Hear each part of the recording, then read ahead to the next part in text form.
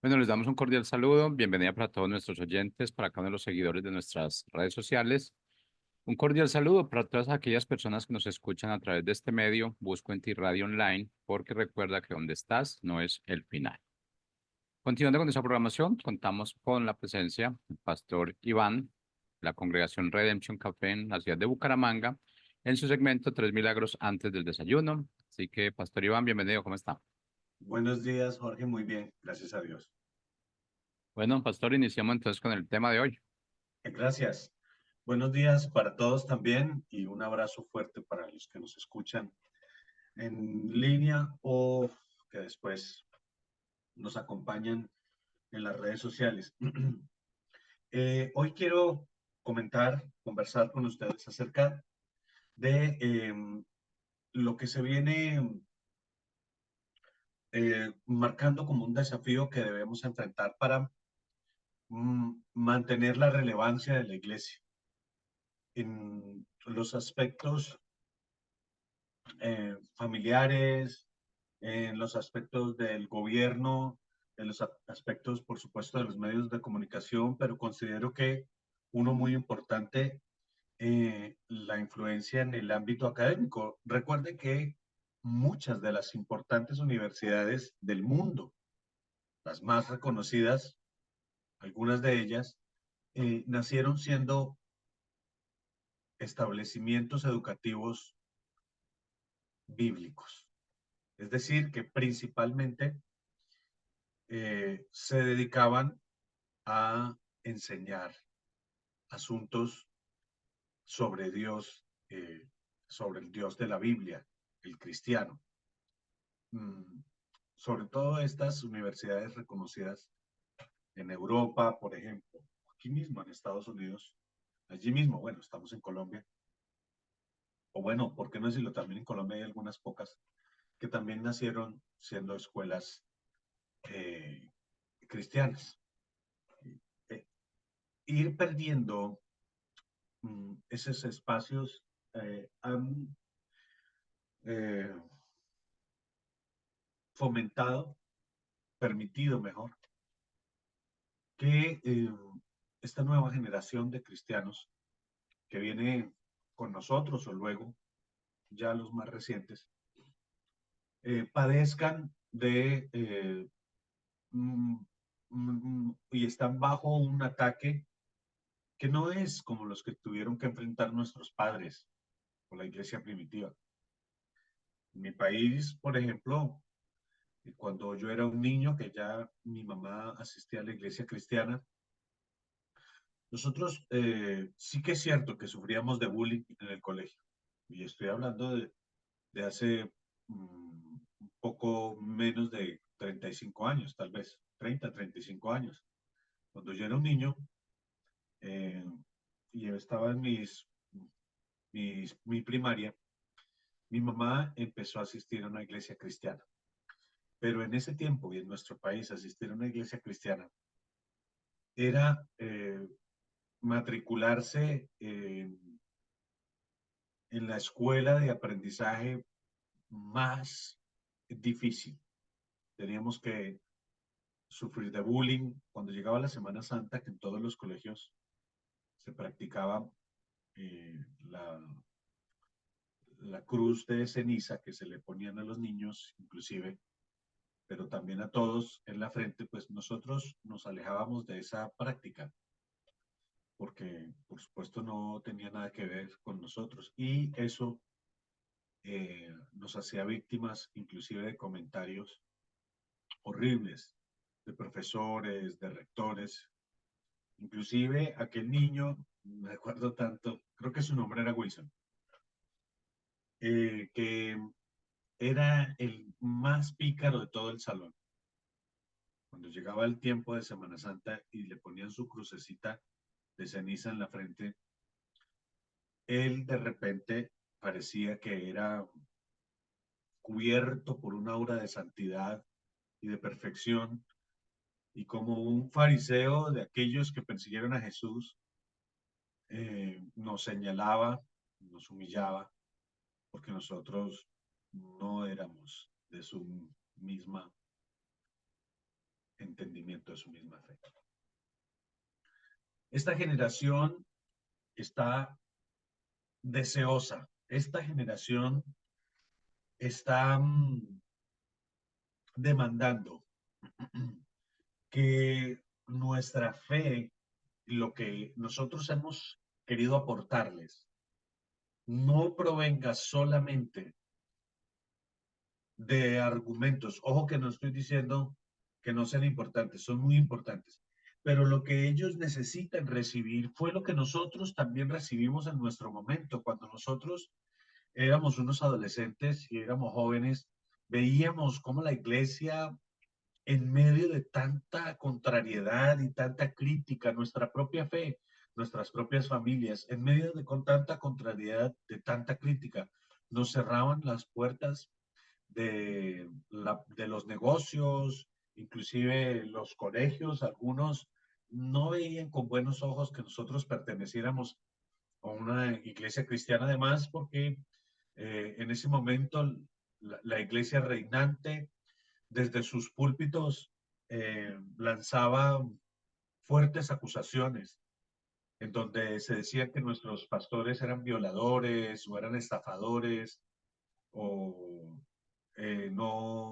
o no creían en la Virgen o esto o aquello o lo otro y nos convertían en objeto de persecución y de violencia, muchas veces que no estaba limitada a la violencia verbal, sino que pasaba inclusive a la física. Fuimos alguna vez a un pueblo a acompañar una reunión de un pastor que quería hacer algo especial en su congregación, cerca de Bogotá, tal vez a una hora y media. Ya mi memoria no me ayuda para recordar exactamente si era un pueblito por allí de Boyacá, tal vez Tunja o Sogamoso, Duitama, si no estoy mal.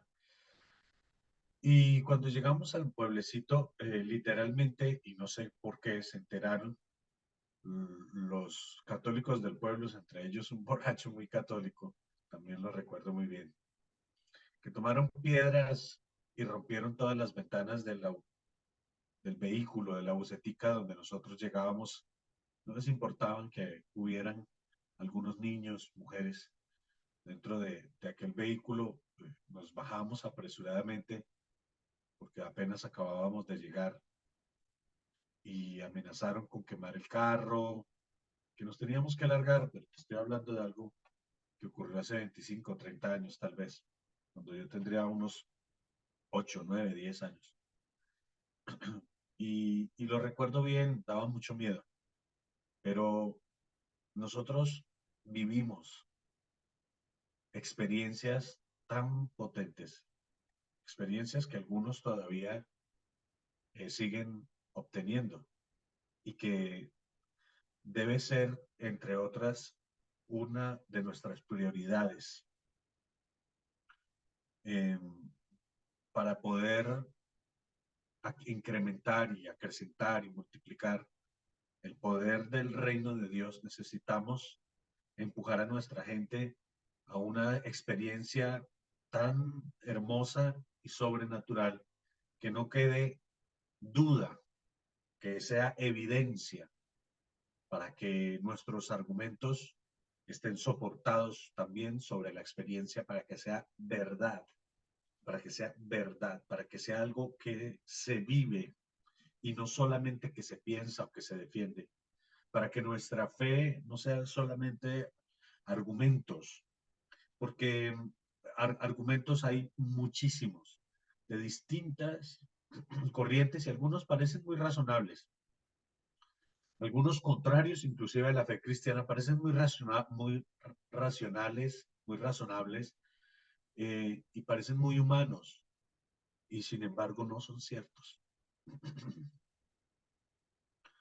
eh, por otro lado, hay en la experiencia de la fe eh, razonamientos que se quedan muy cortos, que no hemos desarrollado el lenguaje para poderlos explicar, pero que sí vivimos y que eso nos trae una convicción que está muy por encima de lo que solamente serían palabras. La discrepancia que hay entre lo que decimos y lo que vivimos, entre la enseñanza bíblica y el testimonio, ha lanzado sobre las generaciones esta, esta mala eh, o, o escasa visión sobre los asuntos de Dios. La falta del correcto discipulado, por supuesto, de aprender los argumentos desde la Biblia, la profundización del conocimiento de la Biblia. Mira, veía un pequeño video ahí en estos cortos que salen en X, ¿no? Antes Instagram, en donde un musulmán contaba la experiencia que vivió en una familia radical a la que pertenecía y que lo forzaban a aprenderse el Corán de memoria, eh, haciendo un círculo alrededor del maestro, y cuando fallaban o se equivocaban, no tenían derecho a llorar porque el castigo era un castigo cruel, era un latigazo en toda la frente, en toda la cabecita del niño, de los niños. Entonces ellos simplemente tenían que soportar el dolor y repetir. Imagínate a alguien con un problema de TDAH o alguien con un problema de aprendizaje, cómo tenía que sufrir en ese ambiente horrible de imposición. Y cuenta el hombre que creció con un odio profundo hacia todo lo que le dijeron que tenía que odiar: judíos, cristianos, gente de otras corrientes, inclusive de su misma religión, porque el fanatismo y la barbarie eran el método para modelar sus mentes. Esa fue su experiencia y luego salió pues, a perseguir a todo lo que no le hiciera sentido con ese aprendizaje que recibió, esa enseñanza que recibió. Eh, hasta esos límites. Y hoy vemos cómo salen en defensa muchos a justificar esos puntos de vista tan radicales, cosa que me parece por lo menos vergonzoso para una humanidad de pleno siglo XXI. Mm, la falta de disciplina, por supuesto, es solamente un ejemplo. No estoy invitando a imitar de ninguna manera un método así, pero sí me cabe la reflexión de decir, nosotros no queremos eh, eh, educar porque nos falta la disciplina, no queremos disipularnos, y no se trata de niños, nosotros mismos los adultos. Eh, muchos elegimos pasar más tiempo en las redes sociales, más tiempo en la televisión, tal vez viendo las noticias. Caso mío, siempre todas las mañanas me leo 2 o 3 publicaciones de las noticias que me interesan del país y gasto una buena cantidad de tiempo en eso.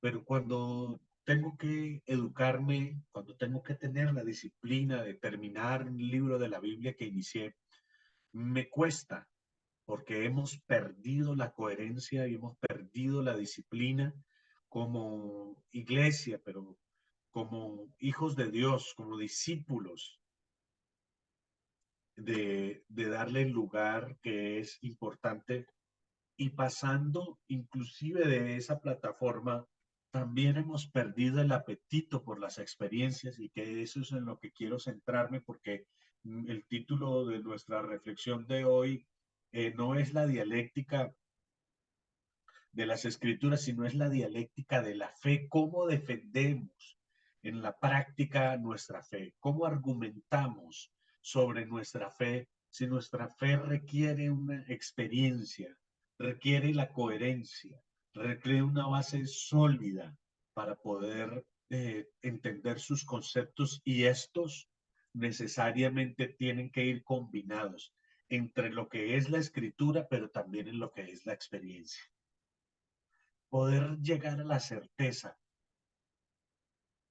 de lo que la Biblia dice, poder estar convencidos, creer en lo que la Biblia dice, necesariamente viene por el camino de la evidencia, y estas evidencias solamente van a ocurrir si nosotros creemos que lo que la Biblia dice es verdad. No sé si me eh, estoy quedando claro. Es decir, es un círculo que tiene que cerrarse en algún momento. Creemos en la Biblia porque hemos vivido y hemos evidenciado que las experiencias que ella narra están vigentes para nosotros también. Los milagros, la sanidad, la liberación, están vigentes para nosotros. Esa pérdida de la evidencia. Por un lado, las experiencias holísticas o místicas, pero sin el fundamento del conocimiento de la escritura, convierten a, a personas que genuinamente han creído en Dios, en personas livianas y religiosas que solamente están buscando experiencias en el alma. Y por otro lado, aquel que solamente estudia la escritura, pero que no está caminando en la búsqueda de esa experiencia, se vuelve un argumentador, un religioso, un acartonado, que no tiene la pasión ni la convicción real. Conozco a muchos que saben mucho de Biblia, pero que su corazón no ha cambiado un solo milímetro, no se ha movido. Su carácter, eh, al contrario, como que entre más Biblia leen, como que más justicieros se sienten, y, y más fariseos terminan siendo. Pero si se combinan, yo creo que este es el secreto de una vida de plenitud en en la fe de Cristo. Eh, Existirán siempre en el hombre las dudas, de alguna manera ellas están presentes en todo el espectro de nuestras creencias. A veces dudamos hasta de nosotros mismos. Y sin embargo, seguimos adelante. Y sin embargo, batallamos. Y este espacio en el que puedo hablarte, en el que tú puedes pensar, conversar conmigo, así sea mentalmente, imaginariamente, debe traerte el resultado de, o si eres una persona que no ha profundizado en las escrituras, hacerlo. O si eres una persona que no has tenido las experiencias que la escritura narra, que las busques. Cierra tu Biblia después de leer Hechos de los Apóstoles, o por qué no los Evangelios, y cierra tus ojos y pídele a Dios que te estremezca la piel, que haya una experiencia en el cuerpo que te apasione por Dios. O si siempre pones música bien duro y te pones a llorar porque la letra de la música te ayuda a emocionarte, pero necesitas una convicción más profunda y necesitas entender los argumentos. En el ser humano están estas dos áreas que son tan importantes trabajarlas: el alma, las emociones, pero también las creencias, las razones. Si mm, te has sentido superficial en tu fe, es importante que conozcas las verdades de la Escritura. También Dios a través de ellas te va a hablar y va a eliminar todos los obstáculos que la inocencia o ya de plano la ignorancia nos esté imponiendo. Hay cosas que necesitamos superar porque la hemos entendido mal. Hemos entendido porque heredamos una religión que distorsionó muchos asuntos sobre Dios, sobre la fe, y necesitamos revisar esas creencias porque algunas son incoherentes y por supuesto la razón no va a poder digerir lo que sea incoherente.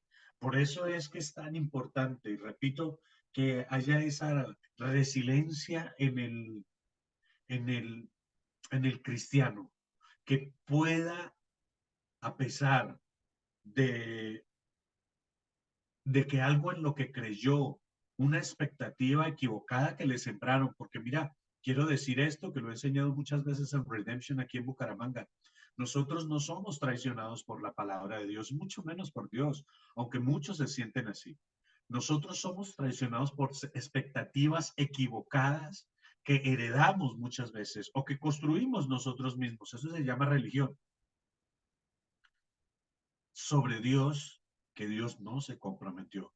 La Biblia habla de a qué se comprometió Dios con el hombre y a qué debe comprometerse el hombre con Dios. ¿Cuál es la responsabilidad que asume Dios de operar en la vida humana y cuál es la responsabilidad humana para abrir, abrirse a esa influencia divina?